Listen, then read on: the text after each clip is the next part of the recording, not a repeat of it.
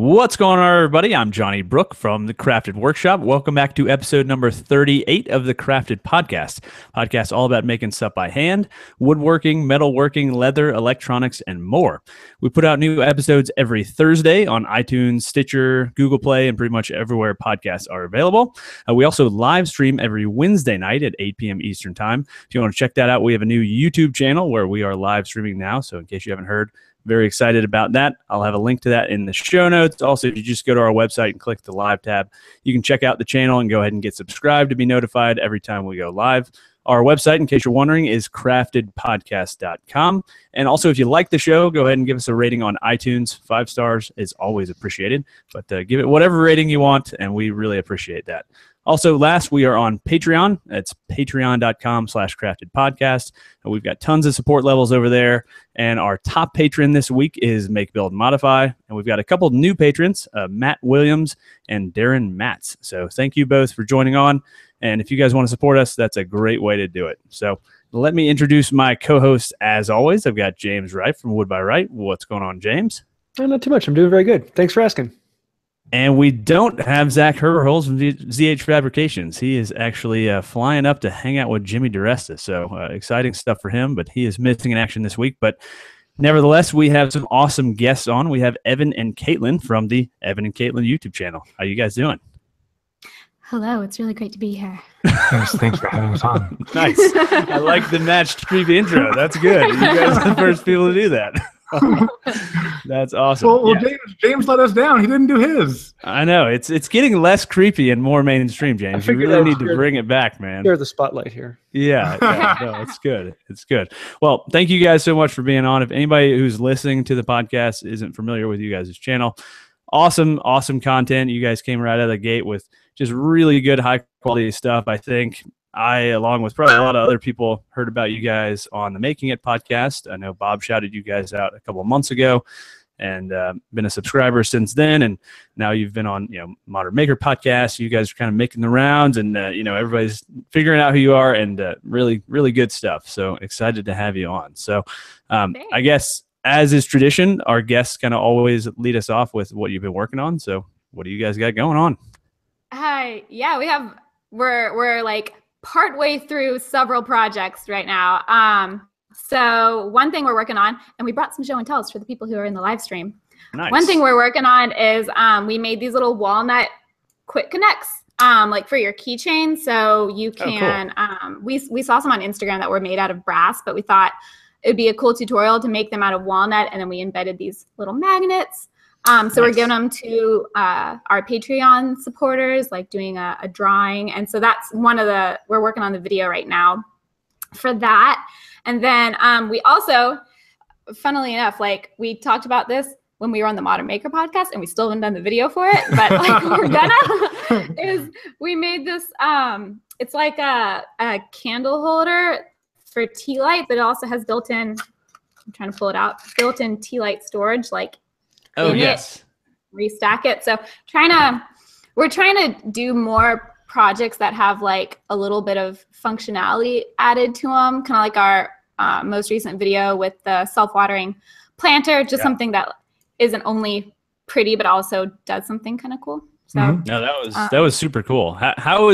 Does the nylon cord, does that work well for the wicking the water? Because I was thinking like nylon's not absorbable. I wouldn't think, I would think like cotton or something, but I was wondering, is that working well for you guys? Via the capillary action. Oh, okay. What we did is we submerged it, like we filled it with water, let it soak up for a while, then we dumped the lower container and let the water come back down, and it dumped a lot of water. So nice.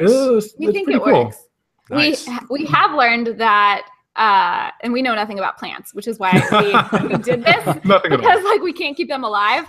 But we have learned that we picked like the totally wrong type of plant to put in them in the video, because we did succulents, and apparently, succulents don't need much water, so everyone's and like, they have water storage. Yeah, so everyone's like, you're gonna kill your plants, and we're like, it's great to have those comments on our video. But I'm spacing on what they're called, but like the people who study plants, plantologists, gardeners. That's it, of course. One of them chimed in and said, it should work great, just let it dry out between watering. Yeah. So Nice. So we're seeing, but the rope, useful comments too. but the rope works well so far. Awesome. I think. Cool. Yeah. Yeah. And then we're also working on one of our first collaborations with Sean Hogan. Yeah. Jimmy gave him a shout out, and he did the shop sounds. Oh, yes. Nice. Yeah. So Cool. he's going to do the music for one of our videos on how it's hard to explain. Yeah. We're doing so. It's basically like we're making, and they've been in the last couple videos, but these giant like color panels for our videos. And so it's one of those things where like the project itself is kind of simple. It's just painting boards. So we thought to make it a little bit more interesting, it might be just more of a visual kind of like visual and audio project. So we took a bunch of cool footage and like made a bunch of interesting sounds, and Sean's going to put them together into music, and we'll work together and see what happens with all that. So nice. Should be fun. Yeah, that's awesome. What's going on? Yeah, I saw Sean in your show notes, and I didn't remember his name. So does he have a channel of his own, or is he mostly just a music guy? Does he have like band camp and stuff like that, I would imagine? He's got a channel. He does some DIY stuff and some like, he has a handful of different songs that he's done out of cool stuff. Like he has one that's just made out of, he just made noises with pencils and like put it together as a song. And one is like water drops and like clinks on the side of a water cup. He does some really cool stuff. Mm-hmm. Nice. I will have to go subscribe. I'm subscribing as we speak, so that's cool. Yeah, because I remember seeing that vlog. I think it was a vlog that Jimmy used that song, and it was really interesting and not like Jimmy's typical songs. And I was like, "What is this?" And then he talked about making it, and that's really cool. That takes some skill right there, man. That's patience. Just sampling shop sounds. That's no joke. That's awesome. Well, what else? I see you guys got some more stuff you're working on here. we don't want to dominate. I'll just run through this real quick. You're the guest. Go for it, man. So in Texas, it's so ridiculously hot, and we want to do more work out there. So cooling down our garage is becoming a higher and higher priority for us. We went ahead and got a 14,000 BTU portable AC unit and hooked it into our ventilation for our dryer and turned it on. And of course, it just shot straight through the dryer and started heating up our laundry room. So it turned into a larger project. We didn't have any backdraft prevention dampers in stock at our Home Depot. So we're like, well, we have a 3D printer and some scraps laying around. So we just made our own backdraft prevention damper and installed it inside of the hose. And it's like 3D printed parts and like part of a wire hanger and a spring we had, but it works. It works. Nice. It's pretty crazy, yeah. That's awesome. Yeah, nothing is overheated or caught on fire so Yeah. far. We're monitoring it. Yeah, it's running right now. Is it helping with the heat? Like a lot, I would imagine. Yeah, it takes a while to cool down, but it's really nice. We have a rolling main work table. It's a huge slab that we actually got from IKEA. Great deal on that. And well, we got like the tabletop was like IKEA butcher block that we made into the work table. Unfortunately, not when we were doing videos. I know, so we didn't get into that. But since it's rolling, we can roll it right in front of the AC. So it doesn't really matter if it cools off everything. We just like huddle up right in front of it and go, ah. That's funny. Yeah, I'm shopping around. I'm thinking of doing a mini split because it just seems to be. I have a fairly large garage, so I was looking at like some of the ones you guys were talking about, but I think it would just barely make a dent, in the whole shop space. So the mini split is like heavy on my radar, and like as soon as you guys posted that on your Instagram, I'm like, I need to start following up with people because like I had emailed back and forth with a couple of companies like 6 months ago because I was considering like finishing my attic and all this stuff. Anyway, I'm desperately wanting a mini split now. That would be really awesome. Although I don't have any like insulation in my garage, so I'm thinking that would not be as effective, but still anything would be better than nothing. Just get a 30,000 BTU. Yeah, exactly. That's the thing. It's like, okay, they're already more energy efficient. So what's a little waste, like that's not the end of the world. And mini splits are the way to go if you can go that route. They're the most efficient. Yeah, they do seem to be incredibly expensive, though, like once you factor in installation and all that stuff, because it seems like a little bit more like intense installation than like the typical DIY project, because you need like pressure gauges and all this kind of stuff to set the hose pressures and that kind of stuff. But it would be really nice. That would be. But if it lets you be in the shop more, I mean, that's why we win for it. I mean, we are literally running out there for 10, 30 minutes and then just running inside and just like laying on the floor to get like. Yeah, it's been bad. That's brutal. Yeah, I don't think it's that hot where I'm at, especially like my shop's kind of, it's like half basement, half garage, because our house is kind of on a hill. So yeah, it definitely stays cooler, but I'm just tired of like sweating in my finish and stuff. Like, I have the respirator on and I'm just like dripping and just ruining whatever I'm working on. So anyway, yeah, I'm ready for my body to be cool. That would be that would be sweet. So, yeah, when there's sweat dripping onto your project, that's not good. No, never good. Evidently water locks and sweat don't not mix well, because I've definitely experienced that many times. So yeah. Anyway, so James, what you been working on this week, man? Well, I've actually been working on something I've been dreaming about for well over a year, and that is carving up the front of the black walnut bench. And I'm doing all of my Celtic carving, and it's like a total zen day for me, because I have the bench laying on its side on the floor, and I've just been slowly detail carving the whole front face of this thing. And yeah, I love that. It's just so much fun. But other than that, I've finally built the backdrop wall for the shop. Nice. And I'm really loving how that came out. I think it's going to really make the videos pop a lot more for the sections where I'm talking.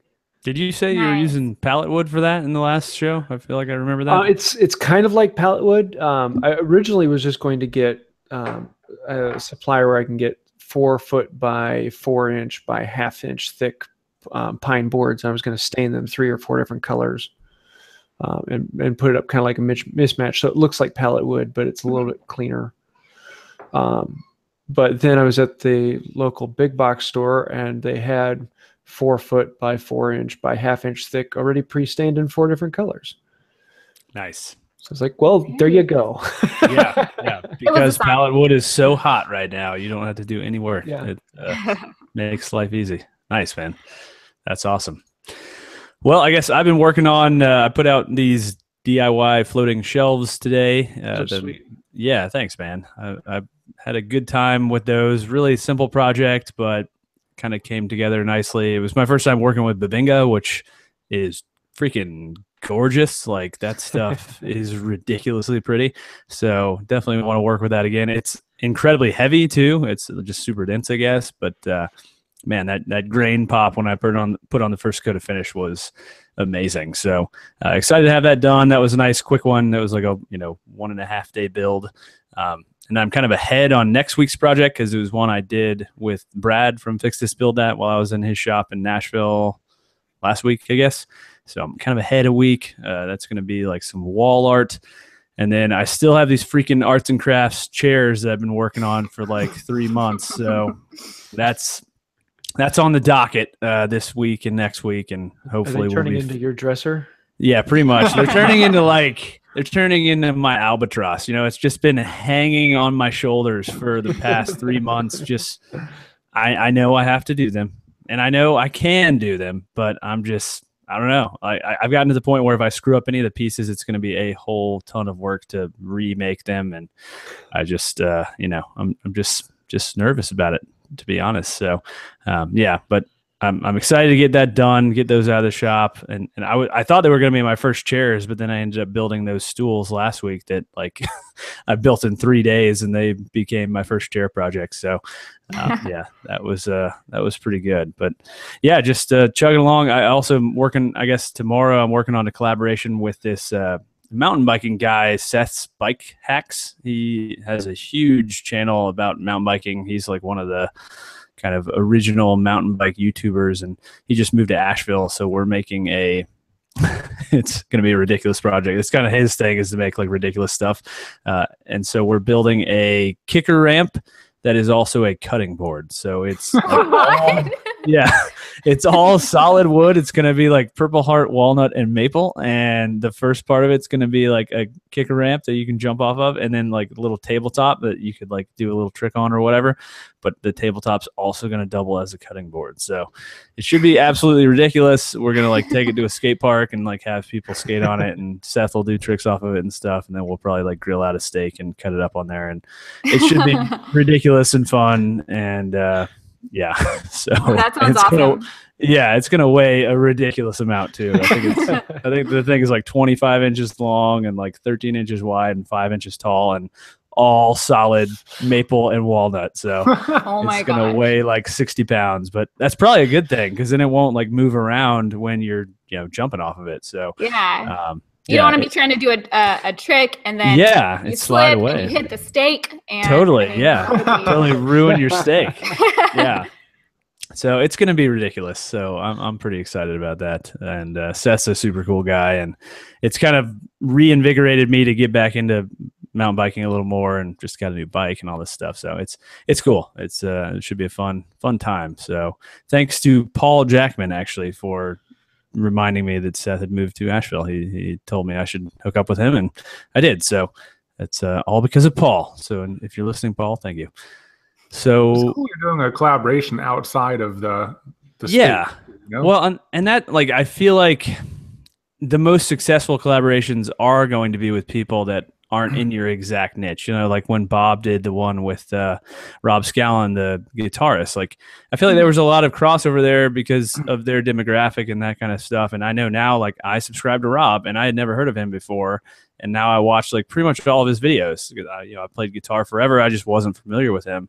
And I feel like it had, like, this thing with Seth has the same potential, because obviously mountain biking, a predominantly male sport, predominantly like probably middle-aged guys. So basically like the identical demographic to my own channel, so I think it does have good potential. And he's got like 350,000 subscribers. So he's a lot bigger, and he gets ridiculous numbers of views. He has a very dedicated following. So it should be fun. I'm excited. This is like hopefully the first of many things, because he seems to be really into like cool woodworking stuff. So we'll see. It's great to pull more people into, make more people aware of this, because there's so many people that don't know that this is going on. Yeah. And if you pull some people in, they might spread across the whole space. Totally. Well, and like, I mean, I remember some of the first stuff I ever built back when I was like a kid was skateboard ramps and bike ramps and stuff like that. Like you find some scraps in your dad's shop and, hack it all together with, a million screws, and then it falls apart in 3 days. But, you had a really fun 3 days. So, I think I started that way, and I think a lot of people did. So I think it's a great way to kind of get people into the kind of making realm. So, obviously if they're already on YouTube, they already like to consume video content in that way. So to me, it's a no-brainer. So we'll see. It's exciting. It's going to use a lot of wood. So hopefully it goes well. A lot of walnut and maple. So we'll see, but it should be fun. But anyway, let's go ahead and move into the questions, because we have a lot of them actually from between Instagram and the live chat. So I'm pretty excited to hear you guys' responses. Also, if you guys listening don't already follow us on Instagram, it's @CraftedPodcast. I'm definitely going to try to make that a little more active. So if you go ahead and get following over there, it's a great way to kind of interact with us and get your questions answered on the show and that kind of thing. So I guess let's start out with a few questions from Instagram, and then we can move into the live chat questions. So Nelson Craft TX, so I guess fellow Texas maker. So he asked, oh, there you go. You guys know him. Cool. Nice. Okay, cool. So he asked, if you had to choose one YouTuber that you would say got you interested in creating videos, who would it be? We can't choose one. Yeah. We have a couple, but like they're each for different reasons. So I would say, like, in terms of like really cool filming style and ability to tell stories in, short content. The inspiration would be Casey Neistat. He's awesome. And like, we always get ideas just the way he like cuts from scene to scene or sets up shots. So watching his videos definitely made us want to get into it just because they're so fascinating to watch. And then I guess like in terms of being able to come up with really cool designs, we got a lot of inspiration from Ben Ueda from Homemade Modern. Like I remember even before we watched that much stuff on YouTube, seeing his stuff pop up on Pinterest and just being like, oh, it's so cool. Like I want to make that kind of stuff. Yeah. And then we really want to be able to pursue anything that really interests us. And what Bob has said on a lot of podcasts and, anytime he gives a talk, it took him a while to escape. Nothing against the woodworking community. We love it. It's such a nice space on YouTube, but we don't want to get pigeonholed too much early on. We want to use Bob's confusion technique to jump around from topic to topic and, keep that wide scope so that we don't, feel like we're stuck in a way early on. And then I think another thing that kind of inspired us is seeing how well received Chip and Joe it's not YouTube, but not YouTube, but a little bit outside, but Fixer Upper. That we love that. It's so much fun to watch. Oh yeah. So I think seeing like a couple on TV, even though the show is more like renovation and we're doing more like smaller DIY stuff, it was like, oh, that's so cool. Like that would be so fun to be them and be doing stuff we like together. But like being able to spend time together and mess around, and that's your job. That was like, why are we doing that right now? Yeah. Well, and that dynamic comes across so well on camera too. I think with them and with you guys, you can tell that you guys all have a lot of fun together, and I think that's a big part of probably their success, and I think part of why you guys are growing so quickly. So, yeah, it's a great dynamic. Oh, thanks. And I know we cheated completely on that answer, but yeah, we cheated a lot. I'm sorry, Kyle. Oh no, that's good. I'm glad you guys had some people in mind. I know you've already seen those questions, so I'll allow it. We maybe sort of cheated because we did see those. Yeah, well, okay, I'm gonna throw out one then from the live chat, which I guess you've seen too, but whatever. Will Work for Tools asks, do you have any best practices or advice for balancing a new startup YouTube channel while working full time? And also Zach from the Cutting Board kind of asked a similar question. Doing it part-time for him has been a hell of a hustle outside of his full-time job. And how are you guys managing that day to day? Who says we're managing? Yeah, exactly. Yeah. The struggle is real. Yeah, we have the same questions.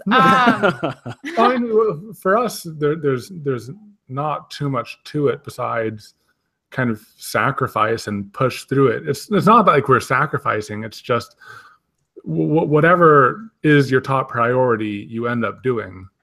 I mean, I don't know if there's a better way to put that. You make it happen. Yeah, exactly. It's just, if you have to finish a video, but it might be nice to sleep, you finish the video instead. Or if, people are, going out to dinner. Another thing a lot of people have is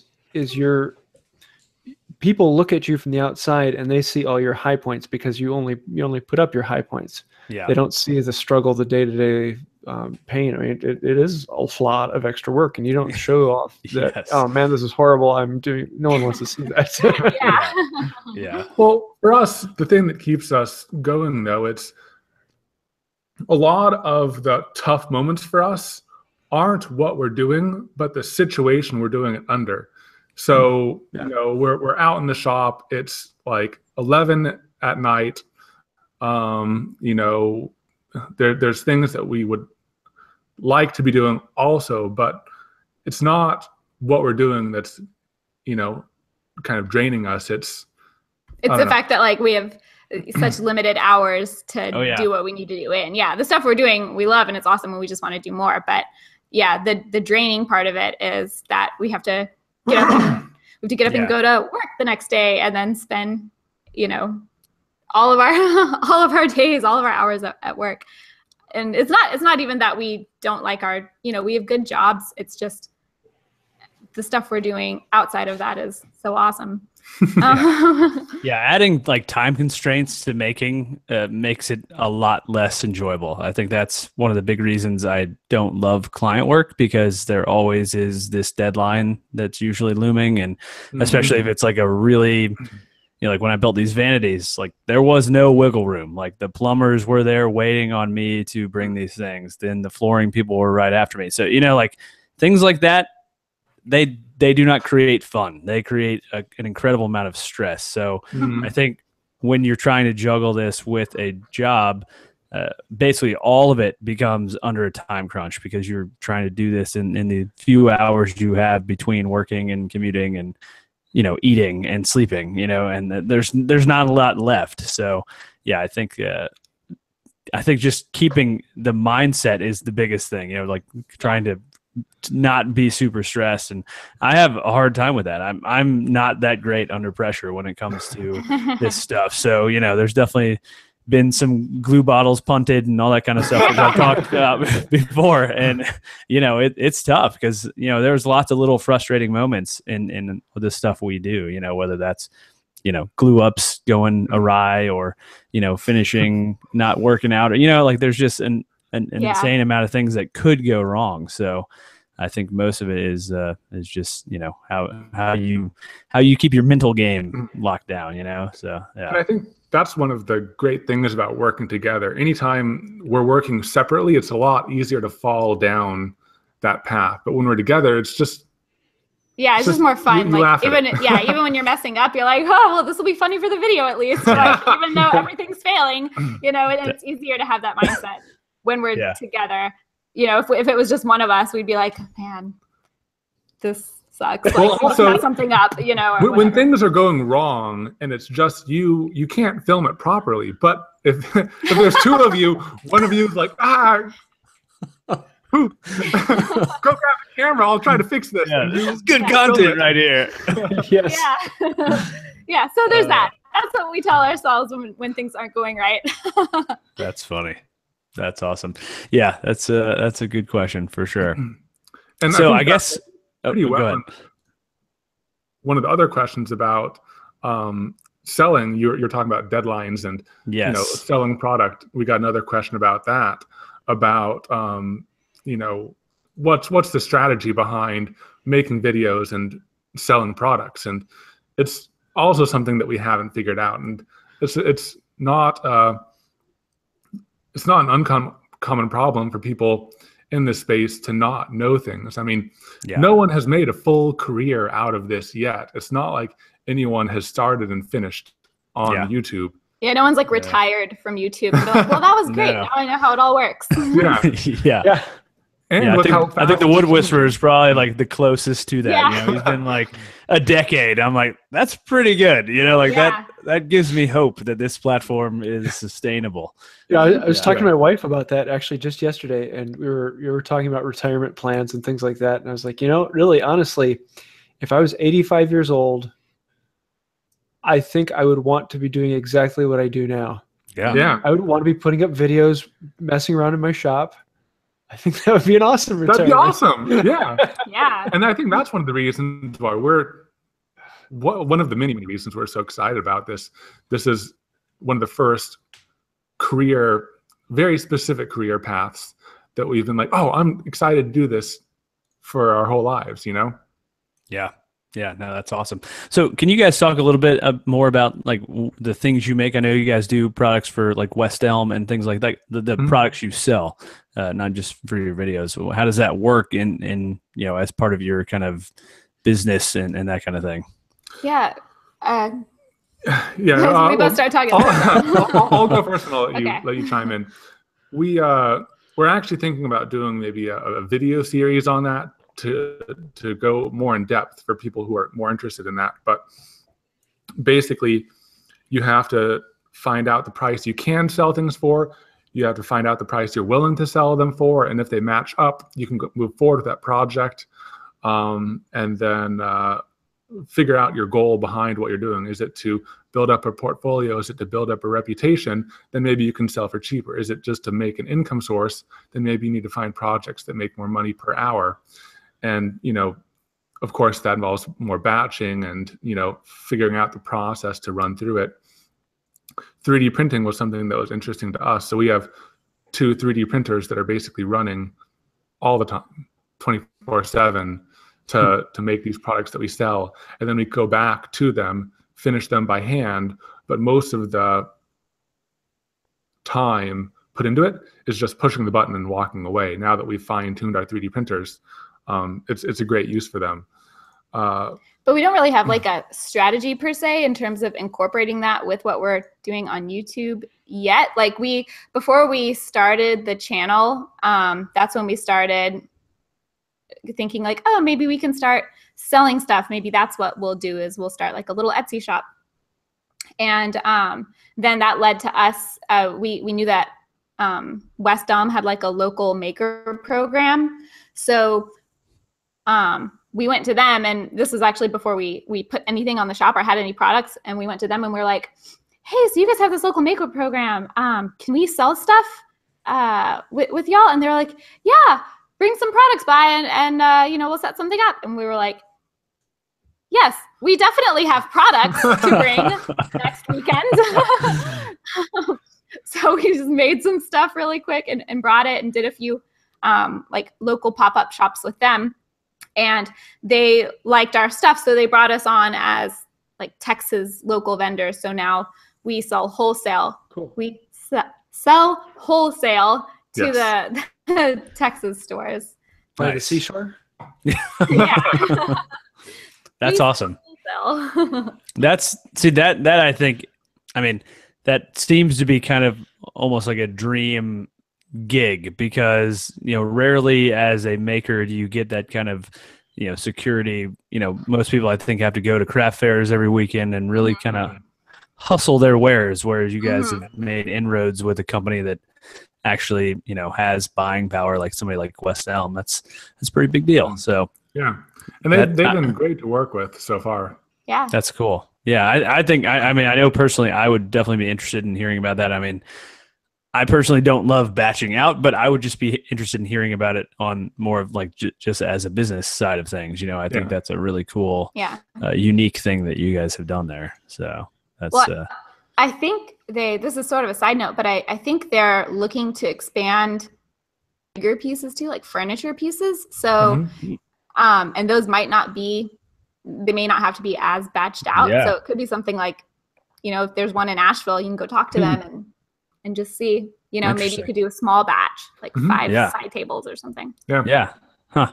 Yeah. Maybe I'll have to, I don't even know. That's the weird thing. Asheville is very, we're kind of small. It's only like 85,000 people, but B, like incredibly opposed to a lot of chains. Like Asheville has this mentality, like there was, I think like last year or 2 years ago, Urban Outfitters was trying to move into downtown, and they're like this huge unchained AVL movement popped up because like they did not want Urban Outfitters in Asheville. And it was like, I don't know, there's like a bunch of hippies and people like that here, like real granola, earth people. So it's just kind of funny, but I don't even know that there is West Elm Hill here, but I'll have to look into that. But anyway, all right. So we've got some more questions here. So got 2 that kind of, I think, tie together. So what tool or technique are you afraid to try, and why?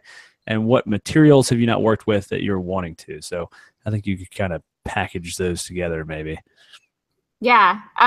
So my tool that I'm not going to say I'm afraid to use it because I use it. I just don't like using it, but it's like for me, a necessary evil. The table saw, which I know is like, it's so necessary. Every time we have to use it, it's like, partially my fault. I showed her a kickback video. Oh, before I'd ever used one. And then he's like, okay, try it out. And I'm like, I think I'm traumatized. Yeah. And like kickback's one of those. Yeah. Moment yeah, exactly. If you come to hand tools, you never have to use it again. Yeah, there you Yeah, go. that's true. Well, I think it's like kickback is also one of those like kind of mysterious things. Yeah. You know, like when you're getting into woodworking, people always talk about it, but then they never really talk about like what exactly caused their kickback situation. And I mean, it's a good thing to be scared of. I mean, table saw, it will cut you. You know, it will it'll mess you up. So that's funny. That's But we funny. made a very basic sled, and we always leave the writhing knife in, and we you know, when used safely, it's great. I still get nervous though. I'm not gonna lie. Yeah. I don't blame you. Yeah. And for me, my answer is kind of a lame non-answer, but I'm afraid to try things that won't turn out well, just like because the time is so limited. I'm like, I want to try X, Y, or Z, like leather work or sewing or something, but I'm like, will that be anything? You know? Yeah. Can I learn in the time Yeah. I have? Leatherworking is way easier than you think it is, though. I've wholeheartedly, James and I can both say that you should totally try leatherworking because I also was super intimidated, and I went into a Tandy Leather and said, I know nothing about leatherworking. Tell me what I need to buy. And I bought it, and it was super easy. And I actually really like relaxing and rewarding. I think, James, you would probably agree with that, right? It's just like very laid back, and I don't know. I think for you, James, it's probably the norm because it's a lot of hand tools, you know? Yeah. There aren't very many power tool ways to work leather. No, but it was super I nice. think I would also put carving into that mixture because like surface carving is really easy. Anyone can pick it up in a few minutes. And if you're just doing like simple surface designs, it can be really quick. Yeah. And I think that's something that surprises people once they try it out for the first time. Yeah. Yeah. Leather is awesome. Definitely do it. So what materials have you? So I guess leather. That answers the question. Leather can be for me if there's something else. Materials. Yeah, well, I mean, so we a little bit ago took some welding classes, so we've been wanting to weld something. We don't know exactly what we're gonna do, and right now we don't actually have a welder, so I think that's the main thing holding us back is like we have to go to the makerspace we took the classes at, which is like half an hour away, which is far enough out of the way that we're like, oh, we don't have an hour of like round trip driving time we can give up this evening, so we just haven't done it, but we really want to start doing more metal work too, I think. Yeah. That'd be fun. Super satisfying. Yeah. It's a lot of grinding right now. Yeah, it's mainly grinding for us. We're not good at all. 10% welding, 90% grinding. Yeah. I think a lot of us YouTube welders, I think that's the case. I think fancy editing makes it look a lot better, like a lot less grinding. Yeah. Be distracted by all these sparks. Yes. Isn't it cool? Yeah, it's so cool. I'm gluing metal together. Yeah, that's No, SV Seeker has a T-shirt that says "I'm a welder," and welder is scratched out, and underneath it is grinder. Yeah, that's about right. Yeah, that's funny. Yeah, y'all should hit up Lincoln Electric, man. They might be willing to play ball. It is definitely cool to add that element to what you're doing because there's just there's so much variety you can add with metal. I mean, like just table bases for days. It's just an endless stream of table bases. Well, I think we might also want to. Well, I personally might want to get into some like metal art. I think it's just so substantial and beefy, and both of us are artists. So, yeah, no, that would be super cool. I don't know if you guys, Kevin Carone, we had him on. Yeah. Dude, he is awesome. I've got a guy who's like a couple hours from me too. His name is Al Garnto, and he does incredible metal art. He's been in like a couple of Miller commercials and stuff like that. So, really cool, like plasma cut shapes and then welding all in these crazy structures. And it's, that would be something that I think would be really neat. I love like the kinetic sculpture stuff where, you put it outside and like moves with wind. I just think that's super sweet. Yeah. Yeah, because it's like it's art, but it's got this functionality to it that I don't know. It's kind of unique. So, well, also I'm a mechanical engineer by schooling, but electromechanical by practice. So I feel like I could do some interesting things with kind of maybe some sensors or some motors or something. Yes, that would be awesome. So yeah, so what like I guess on that note, what do you guys have planned? I guess, for your channel in the next, few months or year or whatever? Because I know you guys obviously already do 3D printing, which I think is kind of a really interesting, unique element to your channel. I love how you guys incorporate it as part of a project, because to me, like a lot of times 3D printing, to me personally, has been seen as this kind of, it's great to make prototypes or like little trinkety type of stuff, but you guys actually use it as like part of a project, like with your concrete project, this past one. So like what other stuff do you guys have coming up? Way too much. we have a ongoing Google document, like spreadsheet and Word doc and charts and a lot. We'll hit some highlights though. Yeah, I mean, I guess if you like things we haven't done yet that we're wanting to do in the next few months is like, one thing is we want to experiments with like resin art type stuff. Yes. But like incorporating it into, again, something that's more functional somehow. So not just like something you put on your wall, but so we don't totally know what we're gonna do with that. It's right there. Teaser. Oh, teaser. Okay. Yeah, it's definitely not in the background. If Evan shifted, don't shift. So that's one thing, and we've never done that, so that's pretty exciting. We want to get into house renovations. I mean, that's kind of where we came from. We started after we got our house, and we did so much here that we didn't film. I know. We just have really crappy blog pictures from like 2013 when we started. I was looking at y'all's blog, like kind of preparing for the show, and it's some good stuff. Like anybody listening should go back and look. It's hilarious. Like you guys got some really good stuff on there. We started it a long time ago.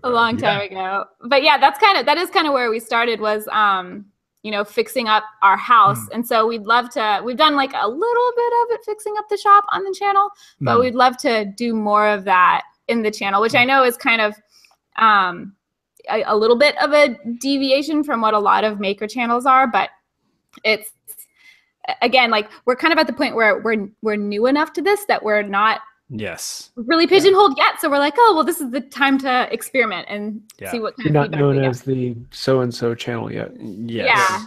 Yeah. Well, and your presentation style to me, like, lends itself so well to like even I was watching the video you guys did on just kind of reorganizing your shop and, putting up all the shelving and all that kind of stuff. And that would be so good for renovation, because the way you guys shoot all the tools you need and the materials, it's super clear. There's no, like, nobody could watch the video and be like, well, what do I need for this? It's just, like, you would have to be a moron not to know what you're doing after watching that video. So I think that would lend itself really well to home improvement stuff. Yeah, we would love to do some of that.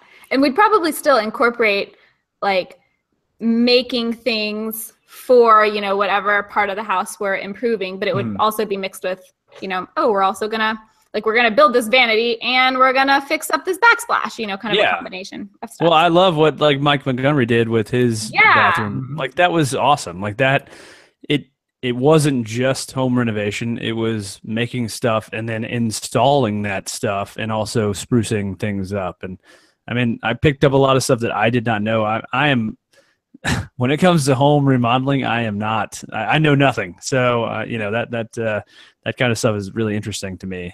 So yeah, you gotta get on it for your attic. I know. Well, and like my attic, I don't know. I keep putting it off, but I really need to. Like, so we have a walk-up staircase to the attic. It's already ready to go.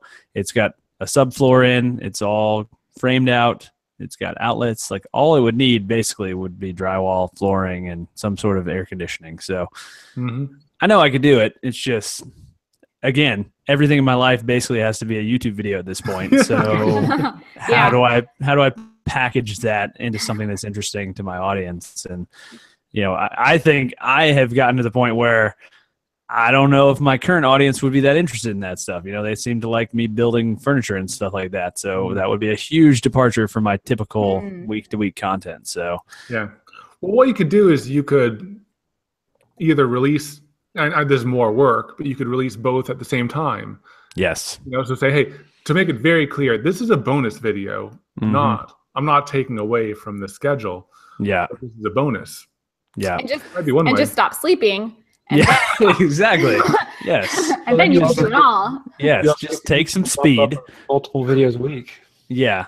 Well, or I mean, I've been considering making my second channel more of like a home channel where I could do like home automation stuff and renovation stuff. And because like that stuff really interests me. Like I have a Nest and I have like this Haiku ceiling fan from Big Ass Fans that it connects to the Nest and I can control it from my phone. And one of the greatest things in my life is being able to control my ceiling fan from my phone while I'm laying in bed. Like that is, you have no idea how amazing that is. It's like, oh, it's a little too much air. I'm gonna bump it down a notch on my phone. Like that is just glorious. So yeah, I'm super into all that kind of stuff. So anyway, that's enough rambling on my second channel. But yeah, I think that probably covers most of the questions. I guess we can, unless I don't think I'm missing any.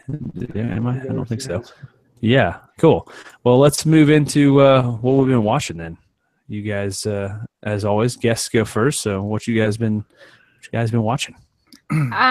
So we have, we actually heard about this from Bob on Making It, and he was talking about it because it's a show he watches with his kids. And we're like, we like cartoons. It's called Gravity Falls, and it's like, I think it's on the Disney Channel. And so Nice. we started watching it, and it's awesome. Like we don't have the excuse of having kids because we're just two adults watching cartoons, but it's really fun. It's like one of those, like, I feel like people around our age are probably writing it. You know? Yeah. So there's a lot of really funny humor in it. Dude, cartoons are amazing. You don't have to sell them to me. Like Adventure Time, I freaking love Adventure Time. Adventure Time. Yes. It's awesome. Yeah. Have you ever watched Steven Universe? That's a really good one too. No, I have not. I'll have to check that out. Yeah, if you like That's Adventure another good Time. one. Well, also, we need shows like that to help us turn our brains off. Yeah. Yes. Because like we can't watch YouTube videos to relax because we're like, ooh, that transition. Oh, that was really neat how he tied this into this. You know, it's like we start looking for tips and tricks and techniques and stuff. Yeah. Cartoons are great until you have kids, and then you're forced to watch them over and over and over again. Peppa Pig forever. I've lost my interest entirely. Oh, no. We'll just say we can't control the TV, and we'll just like play not the same thing over and over again. You say that now. Yeah. Wait until they're awesome. playing in the van behind you, and Oh, every man. drive is the same DVD over and over again. Oh, you get Bluetooth headphones for them. Yeah, and then you have to teach the kids how to use them. As long as it's frozen. I'm okay with that. I could listen to that movie over and over again for the rest of my life. I love that movie. So there you go. Good running music. Yeah, man. Going Classic. back to Sean Hogan again, we already kind of plugged him, but Yes. great thing going on there. And Katelyn has one more. Oh, It's not really anything that we're watching. It's just one of these videos that gets shared around and it got stuck in our head. Okay, so there's this. I think they used to have like a Vine following. I don't know the history between for Yes. this channel. Do you know what I'm talking about I already? have seen this girl. I just Googled it. I didn't know her name, but this girl is freaking hilarious. I found the girl's name is, I think, Katie Ryan, the little girl, and it's just all this little girl saying the most ridiculous things. So And much personality. The funniest one that like I feel like I've said it at least twice a day now. Like quoted her at least twice a day since I saw it. But the funniest one is just a close up of her face, and she's kind of looking out the window, and she's, I don't know, maybe 2, and she tilts her head back and she goes, "I smell like beef." It's just I like, smell like beef. it's just like I could watch that all day. Yeah. Those. Yeah, I don't know how. I think I stumbled across it on Facebook or something. But man, this little girl is unbelievable. Like you almost think it's scripted because it's so ridiculous. These phrases that are coming out of her mouth as a small child. It's Yes. yeah, that's awesome. It's the best thing. But it kind of made me like, okay, like having kids will be fun, right? Like it'll just be like this. It'll just be like funny little entertainment systems all the time. Yes. Right, James? Yes. They'll make a great YouTube channel. Yeah. Right, James? Lie to us. Yeah. Lie to us. Please Don't scare us. Yeah, I bet Vine was the perfect platform for children because, like, Yeah. getting a good 5 seconds out of them would be very easy. You know, like, but Yeah. longer than that might be tricky. Yeah. The problem probably is the their moment you attention turn span. the camera on, everything stops. Yeah, Mm. stage fright. Yeah. That's funny. That is funny. Awesome. Well, James, what about you, man? What you been watching? Well, staying on that the same line of interesting videos, I was watching the Wimbledon tournament, and there's a clip from that now, where a guy was basically up in the stands giving advice, and got called down to actually return a serve. But one of the rules at Wimbledon is you all have to wear white, and he was wearing shorts and a red T-shirt, and so he's probably like a 300-pound guy, and the women's tournament that was being played at the time brings him a white skirt and a white shirt that he wears, and you got to search Wimbledon video, and it will come up. It was just absolutely crazy hilarious. Did he return the serve? My wife and I were laughing at for a good 5 minutes of it. Yeah. Could he play? Could he back it up? Oh no, no. Nice. Definitely worth looking at. But the channel I've been watching a lot of this last week is VO2 Max Productions. It's about ultra running, which is my hobby to my hobby, I guess. Because my hobby is now my business, so I have to have another hobby now. But I really like it, and he does the whole range of training to run, as well as the really cool epic videos of running through the Colorado Rockies, and the amazing scenery that you get to see on a single track trail somewhere back in the woods. Nice. I absolutely love his stuff. Nice. Cool. Well, so mine this week, my buddy Heath Knuckles, I think I might have mentioned him at some point in the past. He does these really cool, you guys were talking about epoxy resin stuff. I don't know if you guys have seen his channel. He does, like, he'll stabilize, like for instance, this piece he sent me, it's a stabilized maple burl.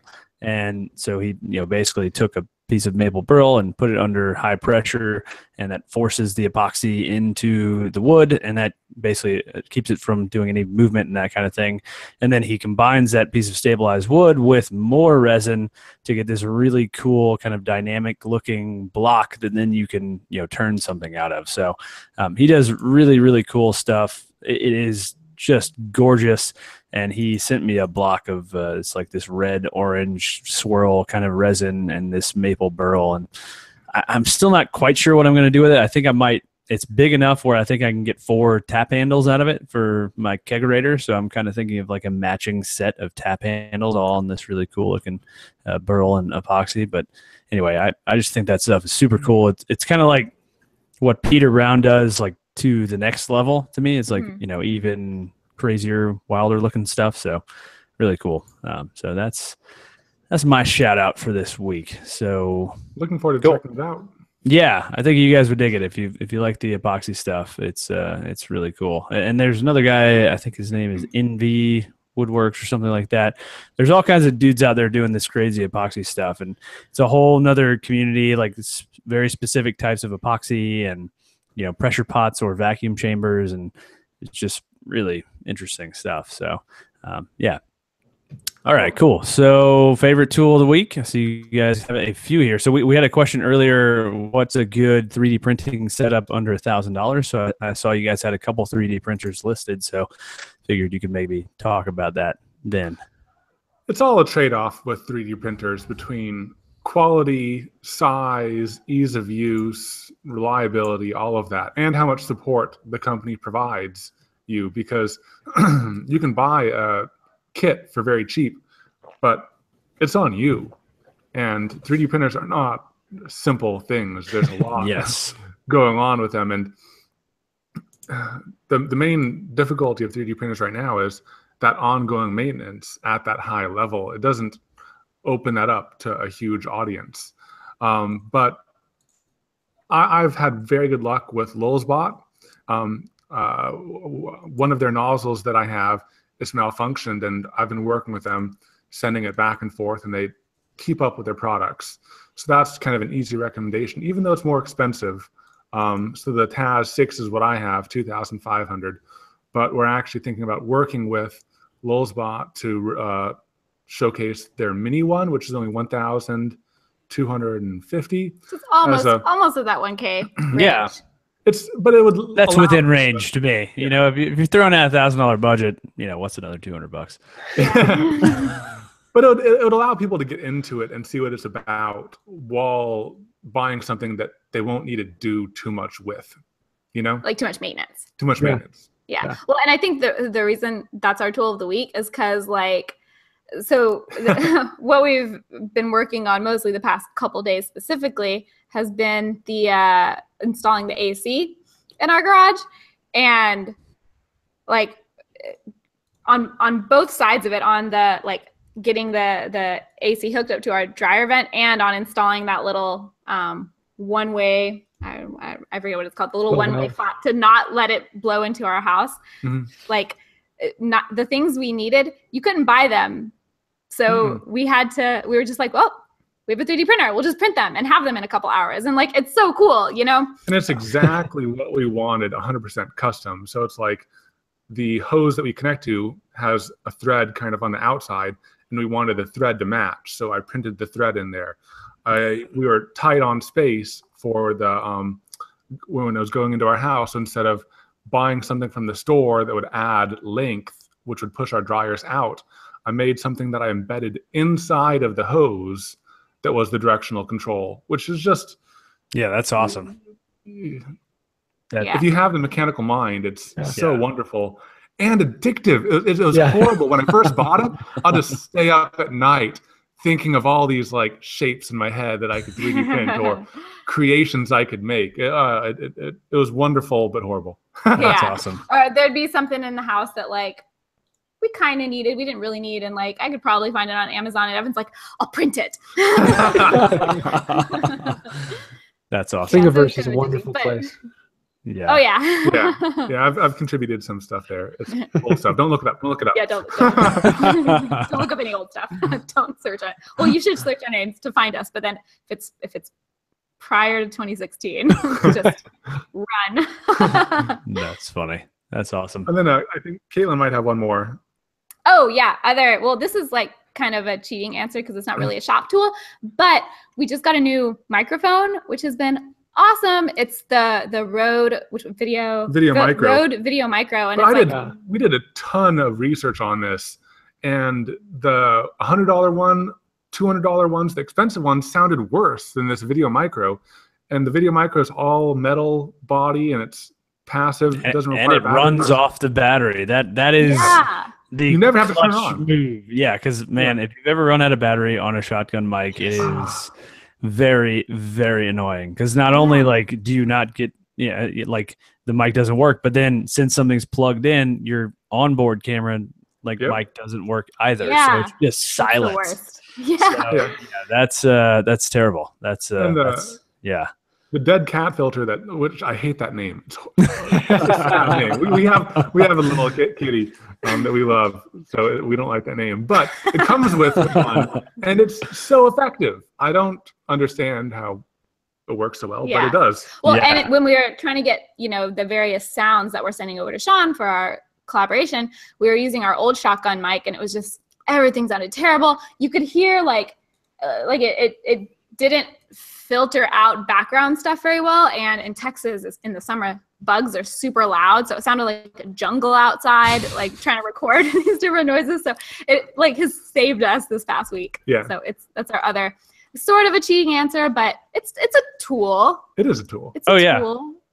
Yeah, well, you guys inspired me to use mine as a tech one too. So I'll go ahead and go while we're on that note. So mine is the Sennheiser AVX, which is the lavalier mic that I got, I don't know, a couple of months ago. And it is a game changer because before I was using this little Rode, what is it called? I don't even know, but it plugs into your phone and it records directly onto your phone. So, which is actually really convenient because, I mean, who doesn't have their phone in their pocket? So for, $40-50 or whatever, that was a great way to get a lavalier sound.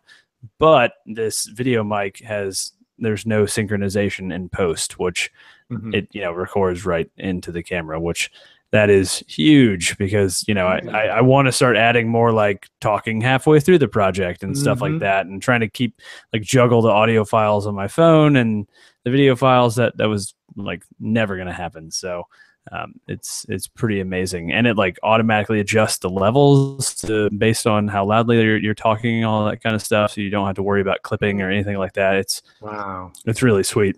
That's awesome. Yeah.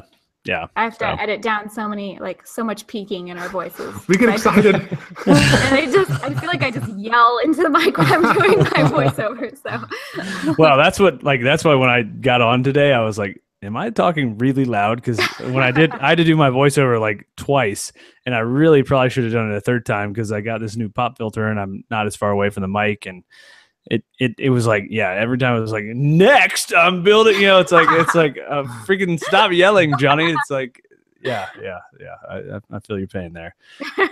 That's funny. Cool. James, what about you, man? What's your favorite tool of the week? A 500-gram brass mallet by Narex. It's just a tiny little carving mallet, but brass is so dense and heavy that it has a decent amount of force behind it with very little movement. And for carving, it is, it feels so good. I mean, it's the type of thing you want in your shop. I don't even care if you use it, but it feels good every now and then to pick it up. Yeah. Well, that looks, dude, it's only $30. That's, man, now see, so that was my first thought with that piece of resin and burl to like turn it into a really cool little mallet. like Dima used to do. Ooh, it's got my gears turning. That looks pretty sweet. That's nice, man. Throw a little brass into it and voila. Yeah, brass just makes everything better. That's awesome. Cool. Well, I guess that'll do it for the main show. People on the live chat, stick around. We'll be doing the after show here for a couple minutes for our patrons. So again, thanks to all of our support on Patreon. If you guys want to check that out, it's patreon.com/craftedpodcast. Again, if you like the show, leave us a 5-star rating on iTunes. That is a huge help. And also follow us on Instagram. We're going to start using that a lot more. It's @craftedpodcast. So you guys want to plug your platforms and all your channels before we go, website, all that kind of stuff? Yeah, you can find us on YouTube at Evan and Katelyn. And I realized last time when we were on Modern Maker, I said that, but Katelyn can be spelled about 20 different ways. You'll probably still find us, but it's Katelyn, Evan and Katelyn. And we're the same handle on Instagram. We're at Evan and Katelyn. And pretty much everywhere else, Twitter, Facebook. Patreon.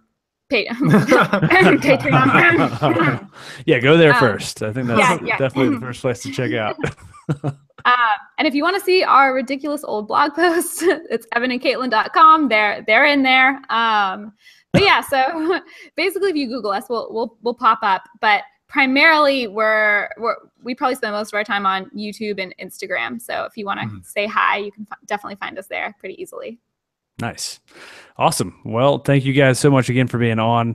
And again, live chat, stick around. We will be doing the after show. And I guess everybody else, thanks for listening. And until next week, happy building. See ya. Bye. All right, so let's get into this after show. It's going to be a quick one. Don't have a ton of questions from the audience, but I saw one come through here, which is kind of a good one, and that's what is the next event we're all planning to go to? So do you guys have any events you're going to go to this next year? I think we were talking about this on Instagram or Twitter or something like that. You guys have anything on the docket? Would want to go to all of them. Yeah, I know. We just want to get involved in this. Yeah, well, I know. I'm pretty sure like the Oklahoma event you guys were just at and VidCon, I think were the same weekend, and we are out of town that weekend, so we couldn't go to either. I think next up we'll definitely be at like the Houston Maker Fair. Nice. We're planning on going to that. That's a little bit later this year. Other than that, I'm not sure. We don't know all of the events to go to, so we'll hear about something too late, and we're like, that would have been great to go to. Are you guys on the I Like to Make Stuff group on Facebook? I don't think so. You should definitely get on there. Definitely get on there because I think that's so it's kind a group, not a page, right? No. It's so the group just I guess happens to have the same name as Bob's site. Well, you should be suggested to get on there and then contact the admin, because he's had like 25,000 people request to get on there. Yeah. It's a really good group. But it's like Izzy Swan, Jimmy DeResta. I mean, all the names definitely are on there. Definitely. It's not like exclusive or anything, but he just wants to make sure you're not a spammer, basically. But yeah, it's a great group. I've heard about it, but I've never understood what it was until now. Yes. Yeah. So yes, it's just a Facebook group, and it's not just content creators. It's all kinds of people who are just kind of in this community and fans and all that kind of stuff. Yeah. Yeah. Exactly. So, but that's how I think a lot of this stuff. Like I know the Atlanta, there was this the woodworking show in Atlanta. I guess when was that, James? Like that was, Atlanta was like March, something like that. April? I have no idea. I think it was March. Yeah, I think March was because some month, a couple months ago. Yes, it was March because I did that, and then I went to Pennsylvania then too. Yeah. So anyway, like the kind of I Like to Make Stuff group, I think kind of leaded the charge on getting all these YouTube creators to go to this random woodworking show that had nothing to do with YouTube or anything like that. So it's definitely a good way to get to know that. Yeah, I just saw that comment. That's pretty good. Awesome. I can see the bottom part of the E, so it's not awesome. Perfect. Yeah, so that's a good group. I'm trying to think what's coming up this year. I'll probably be at the Atlanta Maker Faire. I was there last year.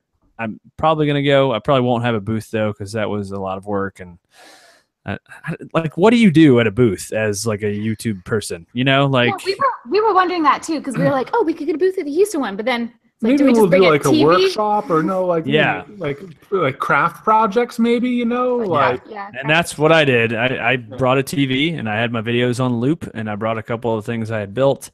And then I built these little robot toys and like gave them away, like little wooden like piece of 2x4 and holes drilled for the eyes and stuff. If you can bring a glow forge, everyone will love that. Exactly. Yeah. I mean, y'all could probably bring the 3D printers and have a pretty good crowd. So but that's definitely the crowd for that. Slow. It is slow. That's true. That's true. If you print things that are incredibly thin. Yeah. Like, just like badges maybe or something like that. Yeah. Maybe. Yeah.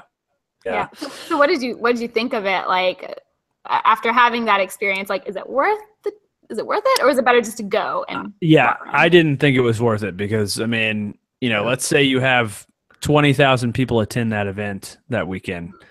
How many people are going to come to your booth, and how many of those people are actually going to go look at what you're doing once they get home? Like I had a lot of great conversations with people, but I think, overall, like I did meet a couple of people who I still know, like Chad from Man Crafting and, some of the guys from the Making Geek podcast and that kind of stuff. Networking and building the relationships deeper. Yeah. There are going to be other YouTube content creators. Like Bob was 2 booths down from me, and so got to hang out with Bob, went out to dinner with Bob. Like that was nice. That was worth going that by itself, probably, so things like that make it valuable. Yeah. We should just do more YouTuber meetups. I know. Other creators. Yeah. I mean, like, I feel bad saying that, but like, no, I agree, man. Like when Oklahoma was originally going to be just people who were like YouTube content creators, like that excited me a lot more because I want to talk to other people about what they're doing for their business and what is working. And it's very hard to do that in front of fans because there is this kind of like what goes on behind the curtain that it's just inappropriate to talk about, like financial side of things. And like, I'm sure the companies who pay to advertise with us probably don't want all those numbers getting out there to everybody who watches, so. But there's no book for this. There's no guide. There's no articles on it. Yeah, you just have to talk to people to learn things. Yeah. Oh yeah. No, networking that's the best part of those events. And that was, what was great about Atlanta. And then WIA last year, which you guys, so it seems to be every other year now. So you guys should definitely make a point as long as people are going to go this year again, which I assume they will. Next year. That's a good one. Announcing where it will be, usually in October. Okay. So that's good. And then every other year in between that is Handworks. Yeah. Which I don't think there were probably many YouTubers there though, besides you, I imagine. No, there were just 2 of us there that I know of.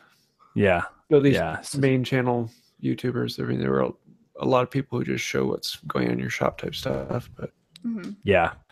Yeah. So it is definitely few and far between. It felt like last year was a ton, and then this year was like not that much. But I also went to IWF last year, which is every other year, and that's more of like a big manufacturer trade show. And they have AWFS this year, which is in Vegas, which I hate Vegas with a fiery passion and avoid going there at all possible costs. So yeah. Anyway, James, can you think of any other events? Well, there's the Midwest Tool Collectors Association, but that's more traditional hand tool. Yep. They have 2 national meets a year. But yeah, if you're ever looking for hand tools, that is the premier place to ever find old hand tools. But yeah, a lot of the things I go to are, the hand tool. Yeah. Have you guys heard of this one that's going on in the UK? And Yes. Yeah. Shoot, I wrote down the name. It's Laura. 2018. Laura gave a shout out about it, right? Maker Creators something. Yeah, I don't know. I know like a lot of big names are going. It seems like Peter Brown, Jimmy. Europe.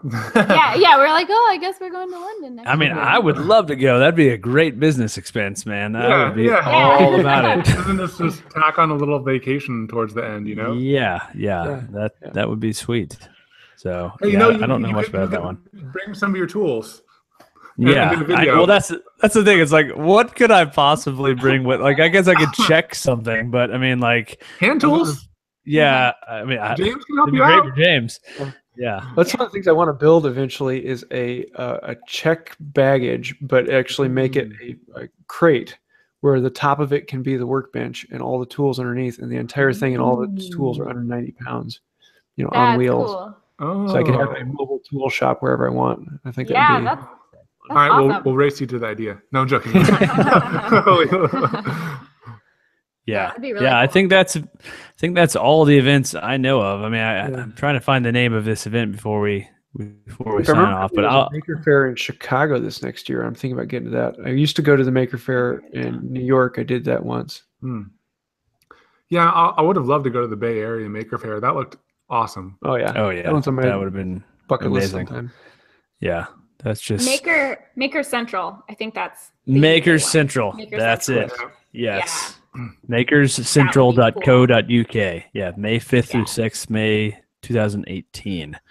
But it looks like Izzy Swan, Ben Ueda, Jimmy DiResta, Peter Brown, Keith Knuckles, the guy I just talked about. That's crazy. That'd be awesome. Yeah, that would be awesome. I've never been to the UK, so that would be pretty sweet. Interesting.